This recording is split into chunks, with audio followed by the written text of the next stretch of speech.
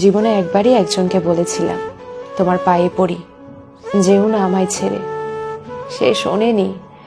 আবার ভেসে যাওয়া দু চোখের জলকে অবহেলা করে আমার কাঁপা কাঁপা গলার স্বরের সমস্ত কাকুতি মিনতিকে অগ্রাহ্য করে সে চলে গেছিল। এই ঘটনা থেকে আমি বুঝতে শিখি, পায়ে ধরে কাউকে আটকে রাখা যায় না। যে যেতে চায় তাকে যেতে দিতে হয়।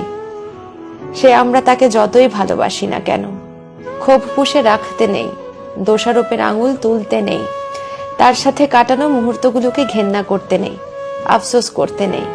এগুলো আমাদের ভেতরে জমে থাকলে ক্ষতিটা কেবল আমাদেরই।